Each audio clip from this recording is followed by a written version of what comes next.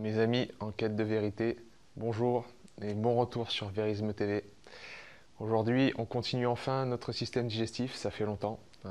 J'ai l'impression que je commence toutes mes vidéos par en disant que ça fait longtemps et que je vais faire plus de vidéos, etc. Mais promis, cet été, on va faire plus de vidéos.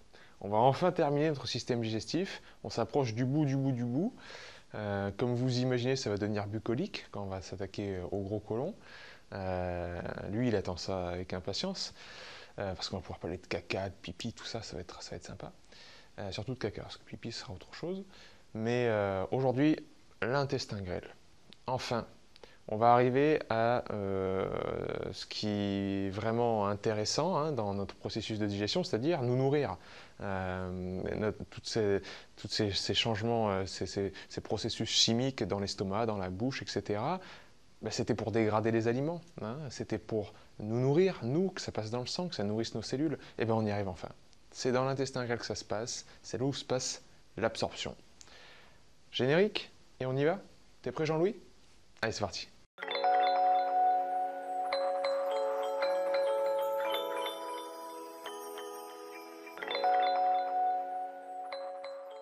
Alors vous avez vu comme il est beau, Jean-Louis, il est bien peinturluré, là, je ne sais pas quel artiste a fait ça, mais ça a dû lui prendre beaucoup de temps, parce que je pense qu'il n'est pas très doué en fait de ses mains, celui qui a fait ça, mais il a dû y passer longtemps, je pense. Voilà, j'ai plus ou moins copié un dessin que j'aime beaucoup, d'un livre que j'aime autant, qui s'appelle Le syndrome entéropsychologique. Je suis bien content de faire un petit point livre, j'aurais dû le faire plus tôt dans mes vidéos, mais celui-ci je l'aime beaucoup. Petite dédicace à Fabien Moine, un naturopathe que j'aime beaucoup sur YouTube, et on a pu dialoguer ensemble il n'y a pas longtemps et se dire qu'il faudrait parler un peu plus des livres qui composent notre bibliothèque. Celui-ci en fait partie et il est très intéressant. Donc le syndrome entéropsychologique du docteur Natasha Campbell McBride. Très intéressant, c'est une personne qui a une clinique en Allemagne, il me semble, si je ne dis pas de bêtises, et qui a pu faire des corrélations vraiment très profondes et très intéressantes entre l'autisme et une dysbiose, c'est-à-dire un déséquilibre de la flore bactérienne qui se trouve dans nos intestins. À quel point rétablir un bon équilibre au niveau intestinal peut diminuer, voire aller jusqu'à la rémission de certaines formes d'autisme, ce qui est vraiment colossal. Alors ça, c'est pas mon avis, ça peut soulever énormément de débats. Ça, c'est une constatation qui a été faite par cette personne qui tient une clinique. Donc c'est pas du tout moi qui énonce comme ça des fabulations. Ça existe, ce genre de choses. Pas en France, mais ça existe. Je parlerai d'autres livres après, je pense. Mais déjà, je voulais citer celui-ci parce que j'ai vraiment plus ou moins copié un schéma qui se trouve dans les premières pages du livre de Natasha Campbell. Alors, l'intestin grêle. L'intestin grêle, on nomme souvent ça la barrière intestinale. Pourquoi? Parce que c'est d'abord une barrière physique, comme la peau. Elle nous protège de l'extérieur, puisque rappelez-vous, ce qui est à l'intérieur du tube digestif, les aliments quand ils transitent depuis votre bouche jusqu'à votre anus, ils sont en fait toujours à l'extérieur de vous, ils ne sont pas passés dans le sang. Donc c'est toujours à l'extérieur. Et bien, cette barrière intestinale, elle nous protège contre les éléments peut-être pathogènes, mauvais, qui pourraient passer dans le sang. Le problème de cette barrière intestinale, enfin le problème, l'une de ses caractéristiques, c'est qu'elle est composée que d'une seule cellule. En couche, je parle, dans l'épaisseur de cette barrière intestinale, c'est une seule cellule, une seule couche cellulaire. Et cette couche cellulaire, elle est notamment composée de ces petits bonhommes à cheveux longs dont je vais parler dans pas longtemps. Et donc, avoir une mauvaise alimentation, être stressé, on va voir qu'il y a beaucoup de facteurs qui jouent sur la bonne santé de cette barrière intestinale, ça peut facilement la rendre perméable. Ça peut facilement faire des trous dans cette barrière puisqu'elle est très fine, extrêmement fine, puisqu'elle est épaisse que d'une seule cellule. C'est pas du tout comme la peau où il y a vraiment le derme, l'épiderme, etc., qui ont une épaisseur vraiment très large et la barrière est beaucoup plus épaisse. Donc l'intestin grêle, au-delà de cette barrière, vous vous rappelez, on avait parlé de trois parties, le duodénum, le jéjunum et l'iléon.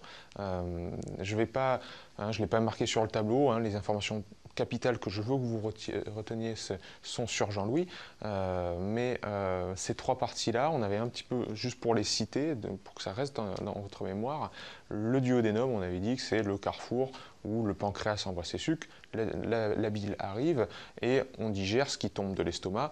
Voilà, c'est un carrefour de digestion et il y a un petit peu d'absorption, mais l'absorption va surtout être caractéristique des portions jéjunum et iléon, c'est-à-dire deuxième et troisième partie. C'est là où vraiment on va absorber les bons nutriments. Alors pour absorber, le corps, dans sa grande intelligence, il s'est dit, s'il s'agit d'absorber à travers une muqueuse, la muqueuse de la barrière intestinale, autant élargir la surface au maximum, autant faire une surface extrêmement grande. Et bien pour augmenter au maximum la surface, il a créé des villosités, c'est-à-dire des gros doigts. Moi j'aime bien utiliser ce tapis là, je l'ai utilisé pendant une conférence. Alors si j'arrive à le faire, toc, toc, toc, je fais une espèce de tube comme ça, et en fait on se rend compte que la barrière intestinale, ce n'est pas un tube tout lisse, ce n'est pas un tube tout rond, mais c'est un tube à l'intérieur duquel il y a des gros doigts, là, des villosités, on appelle ça, qui sont un peu comme les racines d'un arbre. J'ai dessiné un arbre ici.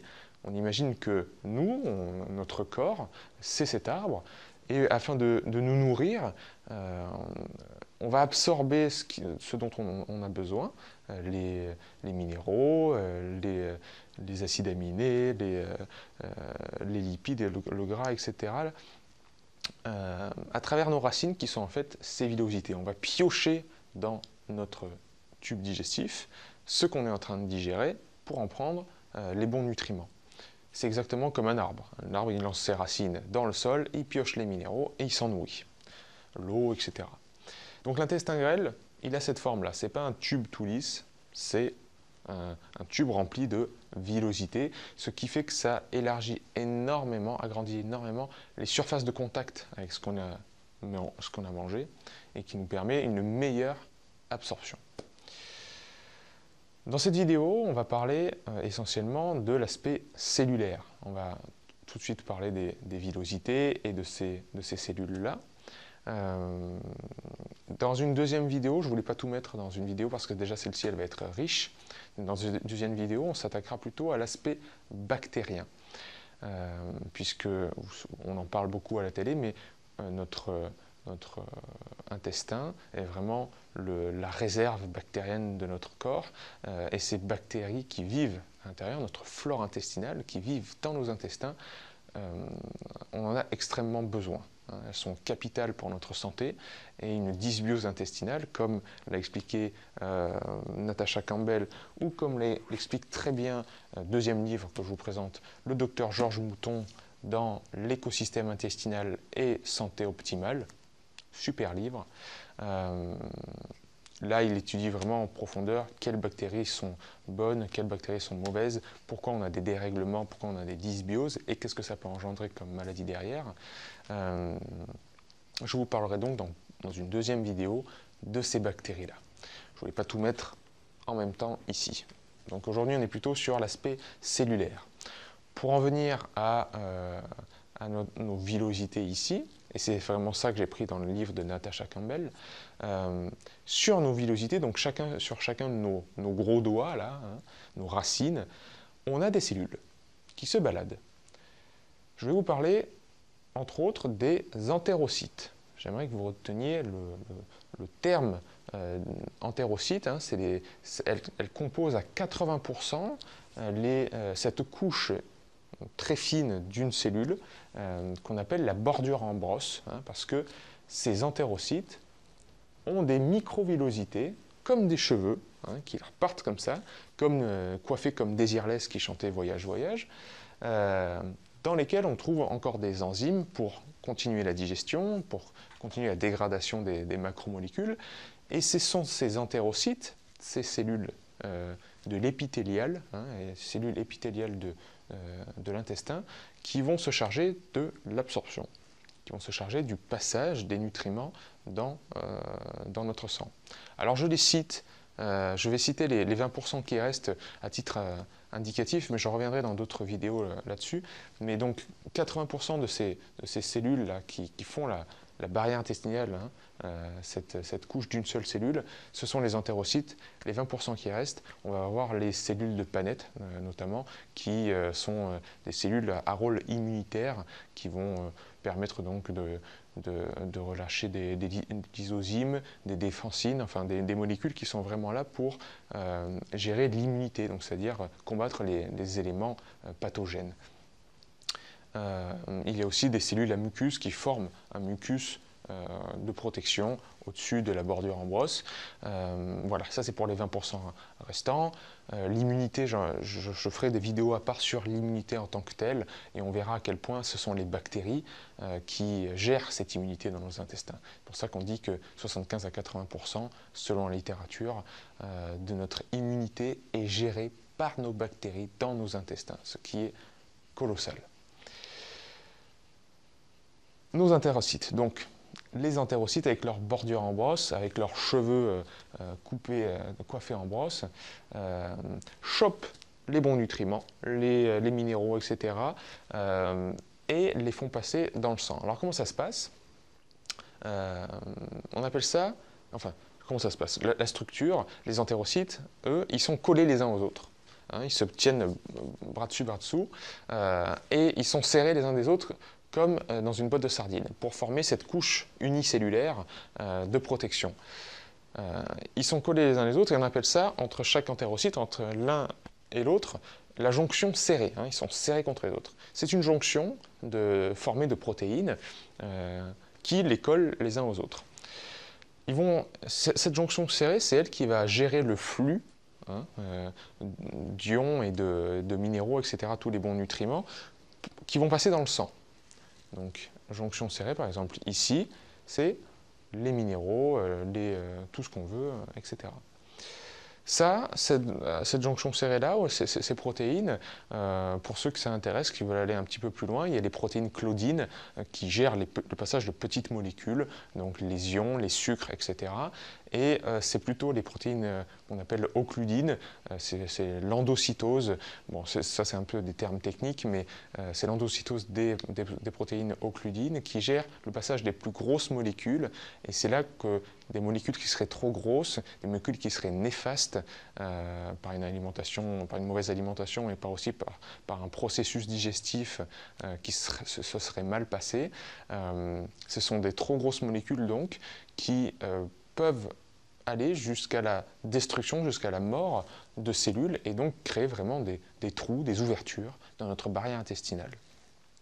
Donc voilà, les protéines claudines et occludines, vous pouvez chercher un petit peu pour vous renseigner sur Internet ou lire les livres dont je vous ai parlé.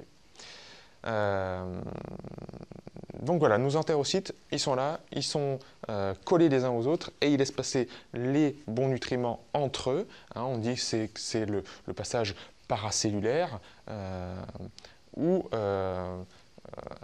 à l'intérieur d'eux, donc à l'intérieur de la cellule, et là on dit que c'est transcellulaire. Donc les deux voies existent. C'est difficile de savoir, quand on a une pathologie intestinale, laquelle des deux voies est à remettre en cause, si on a plutôt une pathologie trans ou paracellulaire. Mais voilà, sachez que les entérocytes ont cette faculté-là de faire passer les bons nutriments, les bonnes choses comme les mauvaises malheureusement, à l'intérieur d'eux ou entre eux. Voilà. Les causes d'une dysbiose intestinale, les causes d'un déséquilibre, on le verra ça surtout dans le volet bactérien de la deuxième vidéo, mais c'est vraiment quand les mauvaises bactéries qui sont là, qui sont toujours là dans notre corps. On a des bactéries qui sont bénéfiques, d'autres qui sont pathogènes, mais les bénéfiques régulent les pathogènes. Il y a différentes flores intestinales, mais il faut toujours qu'il y ait un bon équilibre entre toutes. Malheureusement, quand on se nourrit de d'une trop grande proportion de protéines, par exemple, ce qui est le cas dans notre alimentation moderne. On a des protéines dites protéolytiques qui se développent, surtout dans le côlon descendant. On verra ça dans le côlon et dans l'aspect bactérien. Et quand on mange par contre trop d'hydrates de carbone, c'est-à-dire trop de sucre, hein, on a une flore dite de fermentation qui se développe. Et là, c'est plutôt dans le côlon ascendant que ces bactéries vont se former. Bref, tout ça pour vous dire qu'on peut arriver rapidement à des déséquilibres, soit par l'alimentation qui serait elle aussi déséquilibrée et qui entraînerait la prolifération d'une flore bactérienne à l'insu d'une autre, soit par évidemment des antibiothérapies, et malheureusement on en fait beaucoup de nos jours, c'est-à-dire la prise d'antibiotiques qui, les antibiotiques comme leur nom l'indique, tuent les bactéries, donc créent vraiment des dysbioses intestinales, ce qui fait que la première protection qui est avant tout bactérienne dans nos intestins est complètement chamboulée, et donc notre petite couche de cellules d'entérocytes, elle est à la merci de grosses molécules qui ne seraient pas digérées par nos bactéries, d'éléments chimiques néfastes pour la vie de ces cellules, notamment s'il y a des fermentations, s'il y a des putréfactions, eh bien, on va avoir de l'éthanol, de l'alcool qui va être sécrété, ou ce genre de choses qui sont vraiment corrosifs pour les cellules. Il y a aussi le stress qui impacte énormément sur les bactéries et donc sur l'immunité intestinale. Le gluten, entre autres, j'ai parlé de l'alimentation, mais le gluten est responsable de la maladie cœliaque, l'alpha-gliadine, enfin, je ne rentre pas dans les détails, mais sachez que le gluten, entre autres, c'est comme si il abrasait, c'est-à-dire il détruisait nos villosités, là, nos gros doigts, nos racines, les racines de notre arbre, celles qui sont donc au milieu du tube. C'est comme si le gluten détruisait ça et qu'on se retrouvait avec un tube digestif, au contraire, complètement tout lisse, voilà, sans villosité. Ça s'appelle la maladie cœliaque. Les gens qui sont cœliaques, malheureusement, ils ont un tube plus ou moins lisse. Les villosités sont abrasées et vous comprenez bien que là, l'absorption, ils ont beau manger, ça ressort dans les toilettes telles quelles. C'est des gens souvent dénutris. Voilà. L'alimentation, le stress, mais l'antibiothérapie, et il y a aussi l'hygiène de vie, puisque ça, Georges Mouton en parle beaucoup dans son livre, l'hygiène de vie. Par hygiène de vie, il entend l'hygiène poussée à son paroxysme, à vouloir toujours tout nettoyer, tout passer à la javel. Il cite certains auteurs qui disaient mais il faut manger de la poussière, il faut vraiment être au contact de la nature, des bactéries, le plus possible pour se forger une flore intestinale qui soit robuste. C'est parce que les organismes sont de plus en plus faibles, parce que moins ou pas du tout exposés aux germes, aux bactéries, que notre propre ligne de défense, qui est avant tout bactérienne, est complètement dénuée d'armes, et même parfois inexistante. Et donc on est assujetti à énormément de problèmes tels que l'asthme, tels que énormément d'autres problèmes comme les maladies auto-immunes, parce qu'il y a, de ce fait de cette raréfaction des bactéries dans nos intestins, il y a facilité de perméabilité intestinale, c'est-à-dire facilité à cette barrière d'entérocytes à s'ouvrir, à être agressée, et donc de mauvaises molécules à rentrer dans le sang. Ça, c'est un autre auteur très connu aussi, même bien plus connu que les deux précédents, Jean Seignalé, dans l'alimentation ou la troisième médecine, qu'il décrit extrêmement bien à quel point une perméabilité intestinale, le fait que ça s'ouvre à certains endroits et que des mauvaises molécules rentrent dans le sang, entraîne des maladies auto-immunes, sont la cause, c'est toujours plurifactoriel, mais sont l'une des causes principales dans la sclérose en plaques, dans la spondylarthrite ankylosante, dans la polyarthrite rhumatoïde, les maladies auto-immunes comme j'ai dit, la maladie de base dos, enfin j'en passe et des meilleurs. Dans ce livre, il décrit un peu tout ça, c'est assez technique.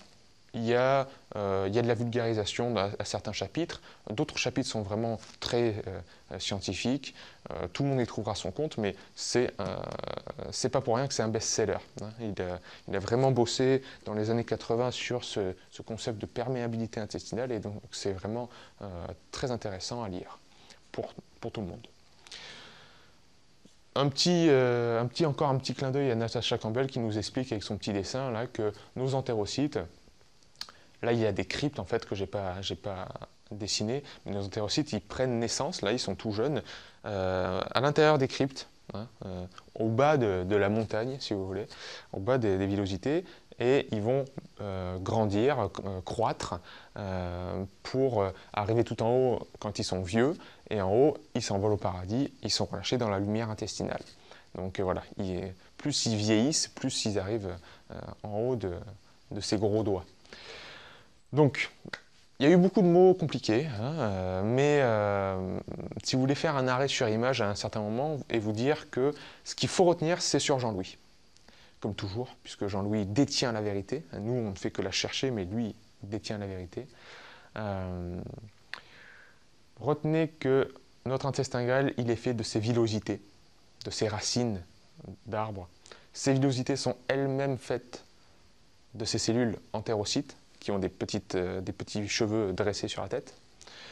Dans ces cheveux, il y a encore des enzymes, il y a beaucoup de choses qui attrapent les bons nutriments et les font passer soit à l'intérieur d'eux, soit entre eux pour venir nourrir notre sang. Retenez aussi, même si ce n'est pas écrit, que dans une deuxième vidéo, on parlera des bactéries qui sont l'autre volet, aussi important, si ce n'est plus important, que l'aspect cellulaire. Mais bon, il faut vraiment que ce soit un jeu, un travail d'équipe entre nos cellules et nos bactéries pour qu'on ait vraiment une santé intestinale et donc une santé globale vraiment bonne. Voilà ce que j'avais à vous dire aujourd'hui, les amis. J'espère que c'était clair, même si j'ai fait beaucoup de... Voilà, c'était un peu labyrinthique, on va dire.